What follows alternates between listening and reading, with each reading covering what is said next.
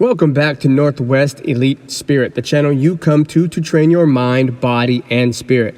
I'm Coach Brian. If you haven't hit that subscribe button yet, do that now and make sure to ring that notification bell to stay up to date on all of my newest releases.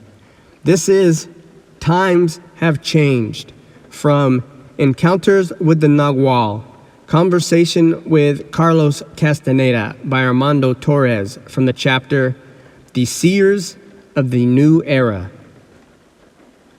The old and the new seers represent two extreme positions facing the same challenge of adapting to very concrete historical circumstances. But today, times have changed. By the eagle's design, at least one of the lineages of the new seers has been able to redirect its task. The last 27 Naguals of my line have tried to recover the fearless spirit of the old seers, while at the same time maintaining the sobriety of purpose of the new seers.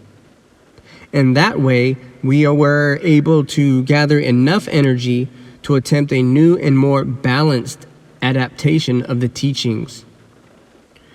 According to Don Juan, massive changes in energy are happening at the present time, which will inevitably cause the emergence of a new cycle of warriors. To differentiate them from their predecessors, I have called them modern seers, or seers of the new era. Before continuing with his story, Carlos clarified for me that his concept of the new era had nothing to do with the New Age contemporary mystic movement, but was rather an extension of the old pre-Hispanic belief in a series of eras, following on one after the other in the history of the world.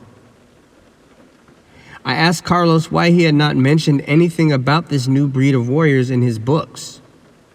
He answered saying, "My books describe a phase of my apprenticeship relative to my benefactor and his cohorts. Although they had conceptualized a new cycle as a strategic need, it was not part of their immediate life.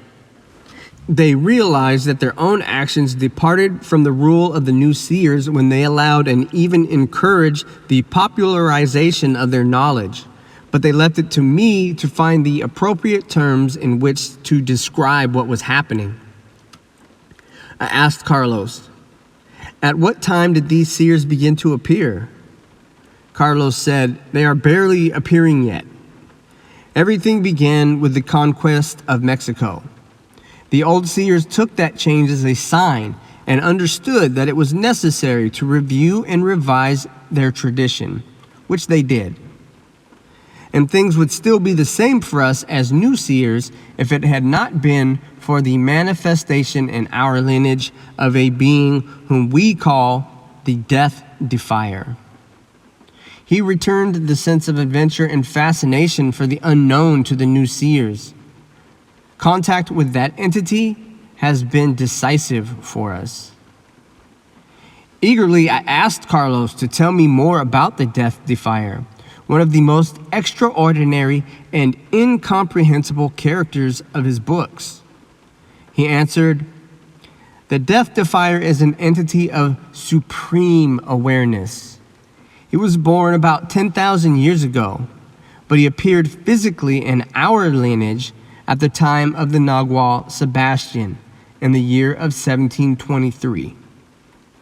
I asked, "Was the Death Defier a person?" Carlos replied, "He was a man in other times, back when the thirst for knowledge was alive and mankind surrendered himself to his love for the earth. He is the typical exponent of that mentality. If you spoke with him, you would notice that we share the same yearning for companionship and an urge for the expansion of awareness. But you would also notice strange things. He lives in another vision. His sense of self is different from ours because it embraces a very wide range of sensations. He does not have a gender, age, nationality, or a defined language.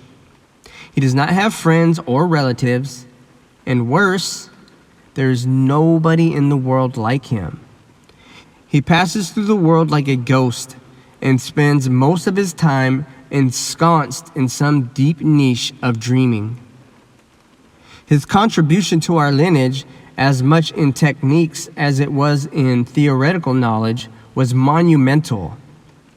That warrior knew all the arts of the ancients and much more.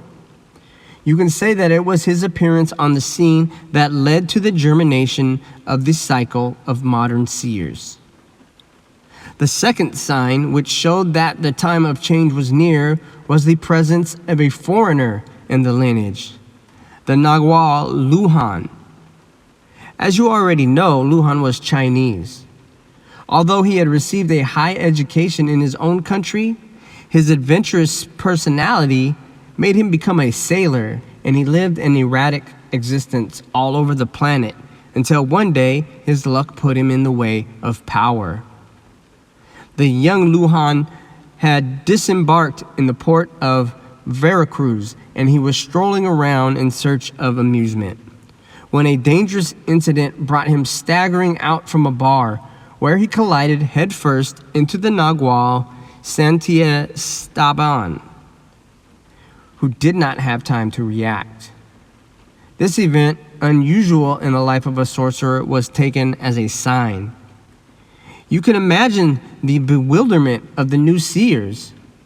The spirit had spoken in an obvious way and ordered that secrets guarded by generations of warriors should be put in the hands of a stranger. In that way, Luhan was accepted as the new Nagual, and his knowledge of martial arts became part and parcel of the heritage of our lineage. But the confirmation of these signs of change happened 2 centuries later when I, another Nagual, whose luminous constitution was not of the conventional kind, came into the hands of a certain strange old man named Don Juan. Neither he nor I knew it then, but the destiny of the knowledge of the new seers had been sealed.